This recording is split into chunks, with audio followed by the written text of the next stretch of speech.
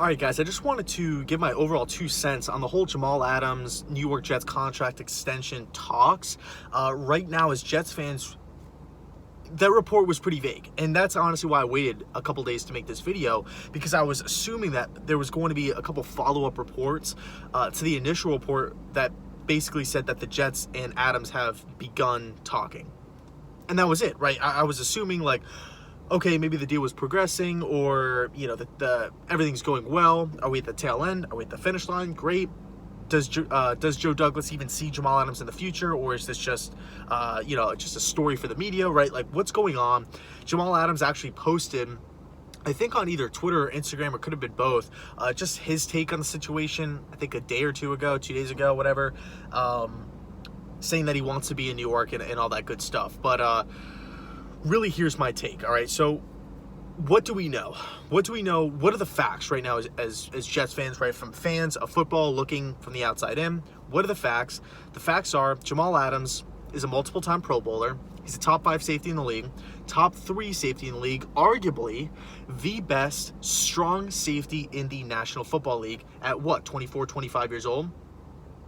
That's insane. That is insane. He does so much on the defense side of the football. He's the heartbeat of the Jets defense. He's the anchor of the Jets defense. And he was a Pro Bowler in his first year in Greg Williams' system, okay? Now you have to kind of factor in, because remember, he's still young. He's still 24, 25 years old. He's an ascending player. Ultra talented. I only see Adams getting better. I don't see Adams getting worse or having like a weird drop-off or anything crazy like that. I only think Jamal's going to get better, to be honest with you. I think the more games, the more practice reps he plays in, I think the game's going to slow down for him even more, and I think that's only going to bode well for Adams moving forward in the future. Factor in that we're going to be getting C.J. Mosley back. We're going to be getting Avery Williamson back. He's going into year 2 of the defense, and our cornerback play last season was complete. It was blasphemy, right? It was just horrendous. Assuming we upgrade at the cornerback position, I'm looking at Jamal Adams. He's already young. He's already talented. He already plays with a lot of passion and heart on the field. Going into year 2 with better players around him, this guy's only going to get better. So we have to assume as Jets fans that he's probably going to be the highest paid safety. And then it begs the question, is it worth it? Is Jamal Adams worth a mega deal like a Landon Collins, 6 years, $90 million, or an Eddie Jackson? I forget the exact terms, but I know he got a ton of guarantees. I say yes. Me and my brother have gone back and forth and debating Jamal Adams. We both love him. We both want him to remain with the Jets. But the bigger question is, do you want to invest double digits, right, like a ton of money into the safety position? Is it worth it? Is it worth it? A lot of people say yes. A lot of people say no. I think right now the Jets are in a big disarray, right? We have a lot of stuff going on, a lot of moving parts. What's going on with Sam Darnold, Adam Gase? The fan base wants him fired. There's, some players want to keep Gase, some players don't want to keep. Like, it's just weird. It's a weird situation. Joe Douglas, first season as GM. What's the direction of the team? We just signed Le'Veon Bell. Now we don't want Le'Veon Bell. It's a weird thing. We have to replace the entire offensive line. We have to upgrade at edge. We have to upgrade at corner. We have to get a backup QB. Do we re-sign Robbie? Right, so there's a ton of questions here. A lot of questions, a lot of, it's almost like a hurricane right now. There's just so many moving parts, and you don't even have time to stop for anything. I think Jamal Adams, in the midst of the storm, is one of the bright spots of this team, right? He is kind of holding it down. If Jamal Adams was not on this team, imagine how much of a mess the defense would be. Granted, we put up some great team stats on defense. Greg Williams did a fantastic job, with an injury-riddled defense last season, right? We had guys on the practice squad playing, just guys that we didn't really have a lot of stars, to be quite frank, playing on the defense side of the football. If you take Jamal Adams out of the equation, I think our defense last season would have been a mess. I look at Adams moving forward. He's a great guy for the culture of the Jets on defense. Like I said before, he's the heartbeat. Players want to play with him. Players at the Pro Bowl love him. He's friends with everybody. He's just a great teammate. He's a great leader. He flies around the football field. covers tight ends, showed an ability to get after the passer last season. I mean, the guy's an absolute beast, sacking quarterbacks. I mean, we all remember the Daniel Jones play where he just snatched the ball right out of his hands and just took it back for a TD. Like, that was just a dominant play. Adams is a dominant player in this league, and I only believe he's going to get better. So I want him signed long-term.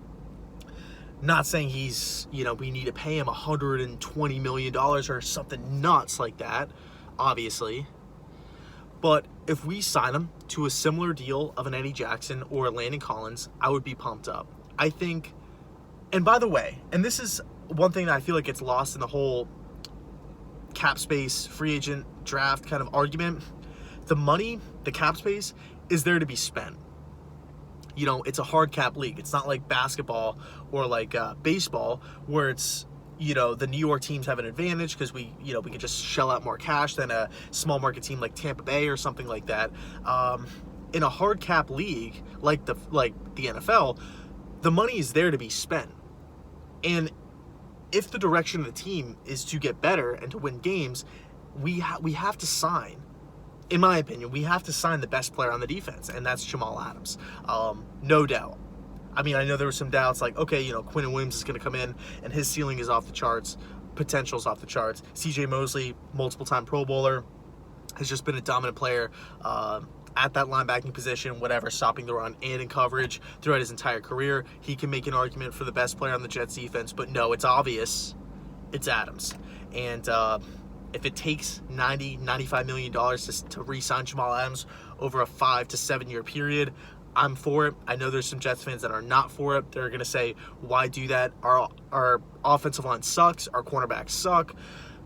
We need to get a backup QB. What's going on with Le'Veon Bell, right? We have a lot of positions to fill. We have no edge rusher at all.